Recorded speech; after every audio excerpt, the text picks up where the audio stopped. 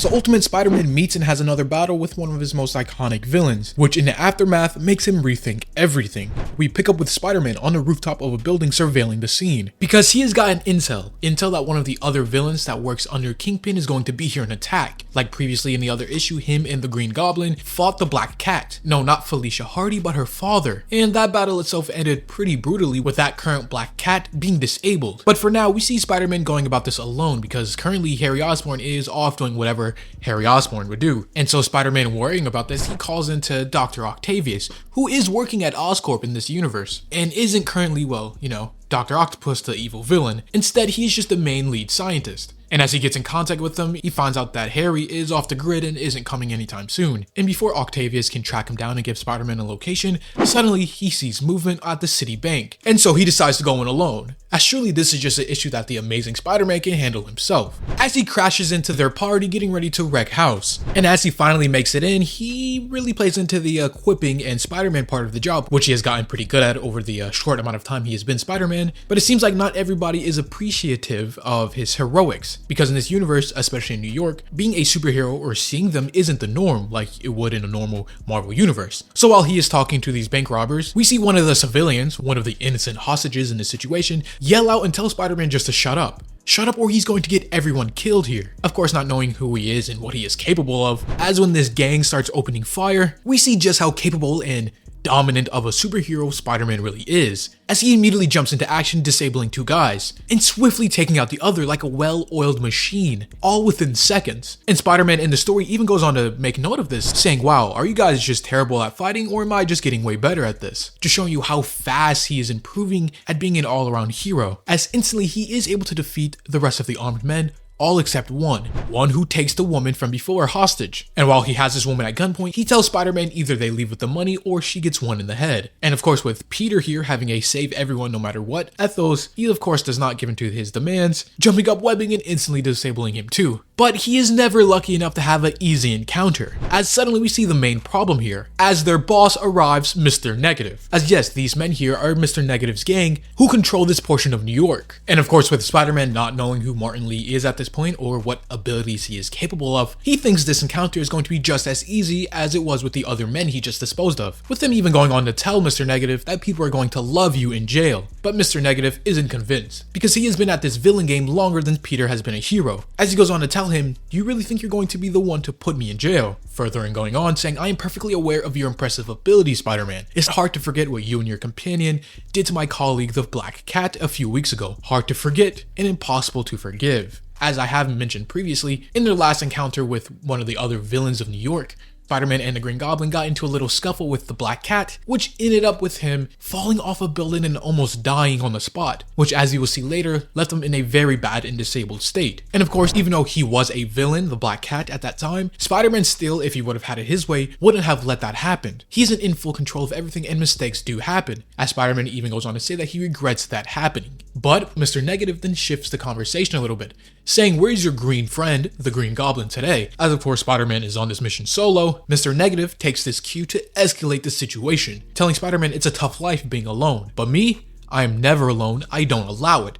As you see his power start to boot up and something start to change, as suddenly Spider-Man's spider sense goes off and a multitude of hands come to grab him. And it turns out it is normal people, civilians, not Mr. Negative's armed gang from before, but innocent people, as because Martin Lee has an ability to influence and almost just straight up control people after using his abilities and being in the vicinity. And of course with Spider-Man not knowing how to handle this type of situation, one that he can't just punch everybody out and call it a day, he kind of just has to sit there, take these brutal attacks, as to not hurt the innocent civilians who are being used against their will. Because even though he very much could just simply get out of this situation and incapacitate these people very easily, like he did with the trained and armed men from before, above all else, he is still a hero and knows this isn't their fault, as these dozens of people continue to gang up on him. But hours later, eventually he is able to obviously get out of that situation and arrives back home. Now we assume everybody got out of there in one piece and nobody fully hurt, but we do see Peter banged up a little bit. And of course with Mr. Negative and his gang getting away, overall overall this was a pretty net negative of an experience and outing. But Spider-Man swings home and collapses on the floor, pretty tired and having a rough day, as he is met with MJ, his wife, just sitting on a couch waiting for him, as it is pretty late into the night and she is human too, meaning she does get worried. And who wouldn't be if you've seen your loved one come in at random points in the night, all beat up and scuffed like this? But of course Mary Jane is pretty curious about this situation. This time,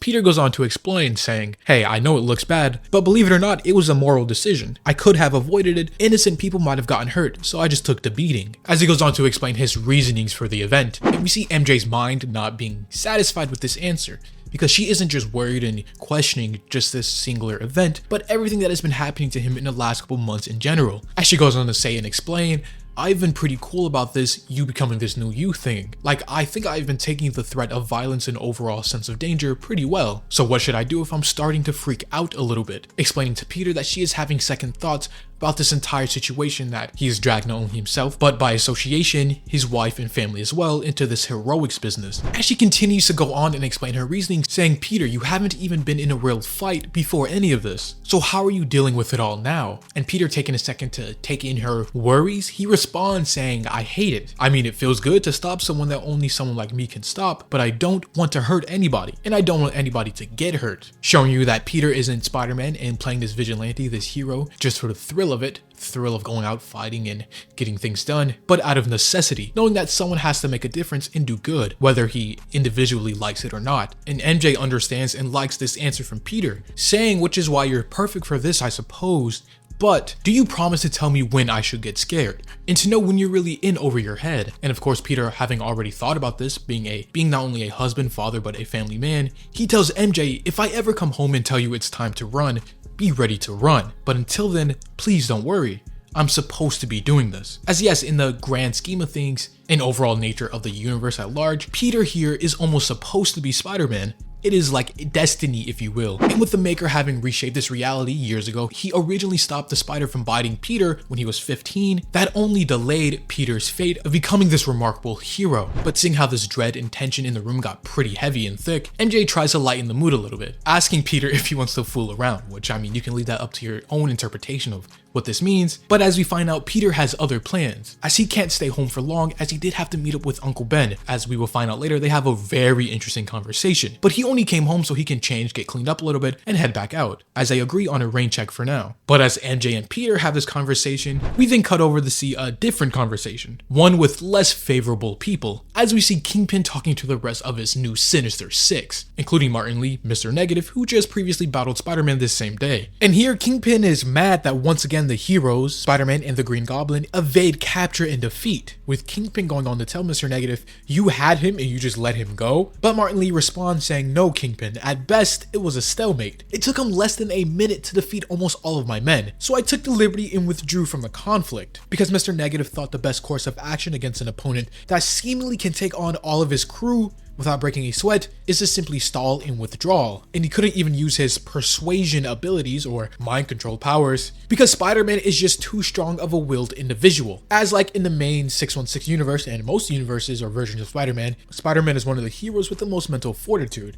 And of course, you would have to be being Spider-Man and having the life of Peter Parker and that infamous Parker luck, but still the Kingpin does not like that they're not winning, and it's even more infuriating for the Kingpin as their numbers have reduced from 6 to 5 as we finally see this new state that the Black Cat is in, wheelchair bound and out of commission. But as you will see, he isn't out just yet. He still wants to keep his seat of power. He is just relinquishing control to another person, as we see this universe's Felicia Hardy make her first appearance. As of course, being his daughter, she will naturally become the new Black Cat. But with all of this drama and unsuccessfulness, Kingpin finally has enough, slamming his hand down on the table, saying, "What's yours belong to me. Each of you. You rule at my pleasure, and there are currently too many rats biting at my feet. Everything you have on the side, distractions, plans, agendas, stop them all now." Which just goes to show you that Kingpin is now rallying the full efforts of all of these villains and other people controlling New York here for one giant conflict and battle. And oh boy, I can't wait to see just how brutal this giant battle will become.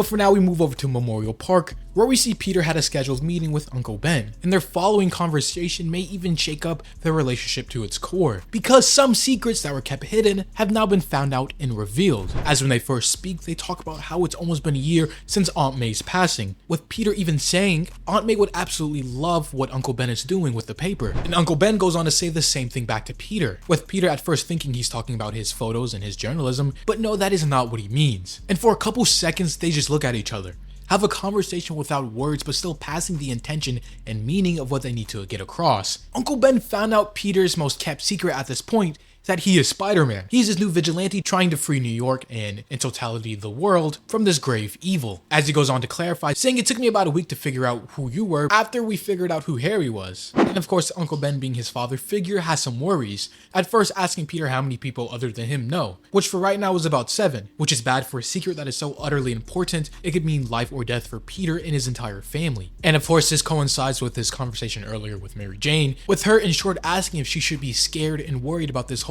hero thing. Uncle Ben goes on to ask Peter the same thing, and if he is really sure that he would know when he is in over his head and to call it quits. And with Peter thinking so, he further goes on saying, I do know that now I am strong enough to do something about it if I had to, which of course meaning doing something about the Kingpin's reign of terror on New York and at large the maker on this world. He also goes on to ask Uncle Ben why is he doing it. You know, Peter is Spider-Man because he has the abilities now and can make a difference, but why is Uncle Ben now fighting and revealing the same evil just on a different level? He simply responds, because they're evil and someone has to stand up to that. But unfortunately, their conversation is seemingly cut short as Harry finally responded to Peter's text and is now here waiting for him. But right before they can depart and leave, Uncle Ben has one last thing to say to him. He asks Peter a very important question, and one that makes him not only steadfast in his resolve, but reevaluate his priorities and what he is doing in this whole hero thing. He says, I am old, and I've lived a good life. I've lived long enough to see the woman I've loved be buried and gone. Yes, I do miss her, and it was a good life, and I am fine with whatever happens next. But could you say the same thing?